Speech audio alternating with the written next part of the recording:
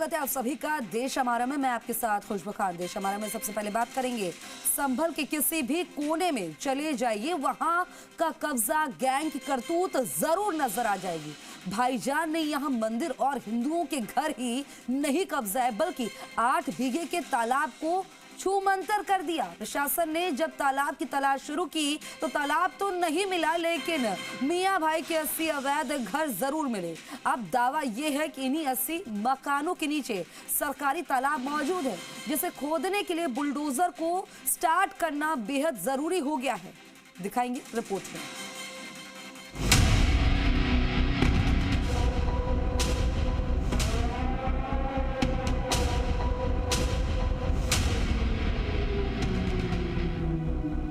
संभल से हरि का मंदिर गायब हो गया। संभल से आस्था के कुएं गायब हो गए। संभल से हिंदू गायब हो गए और अब संभल से 8 बीघे का तालाब भी गायब हो गया। संभल के कट्टरपंथी कब्जे वाली जादूगरी से हर उस चीज को गायब करते हैं जो सनातनी या लोगों की भलाई के लिए बने हो। यह संभल का हातिम सराय मोहल्ला है। मोहल्ले के सामने ही काई की परत से ढका ये छोटा तालाब उस विशालकाय तालाब का हिस्सा बताया जा रहा है, जिसकी तलाश में सरकारी नुमाइंदे भाईजान के दरवाजे पर दस्तक दे रहे हैं। असलम नहीं भाई, और अरे घर तो असलम का ही है। लो, आप कौन असलम के? हम गए हैं तो कारीगर है काम कर, और ये दे दियो असलम भाई को और अपने साइन कर दो। इसका साइन कर दो। क्या चीज है? नोटिस है ये, इनका जवाब जाएगा। ये इन्होंने किससे जमीन खरीदी, तालाब की जमीन है नहीं, यही चीज लिखी हुई है इसमें, सब बात है, मैंने बता दिया। असलम हो या मोहम्मद, इब्राहिम हो या जुबैर, सभी को ऐसा ही नोटिस थमाया गया है। जो घर पर नहीं मिला उसके गेट पर सरकारी आदेश चस्पा करके पूछा गया कि आखिर तालाब की कब्जाई जमीन कब खाली करेंगे। लगभग 8 बीघे की जमीन तालाब की थी, जिस पर लोगों ने अवैध कब्जा कर अपना मकान बना लिया है। और ये तस्वीरें देखिए हातिम सराय इलाके, ये तमाम जो आप मकान देख रहे हैं यहाँ पर, ये सभी तालाब की ज़मीन पर बनी है। और तालाब की जो 8 बीघे की सरकारी ज़मीन है उस पर अवैध कब्जा किया गया और अवैध कब्जा कर इसे उन लोगों को बेच दिया गया जो यहाँ पर मकान बना कर रह रहे हैं। हातिम सराय में तालाब की तलाश शुरू हुई तो कब्जा गैंग के मोहल्ले में सन्नाटा पसर गया।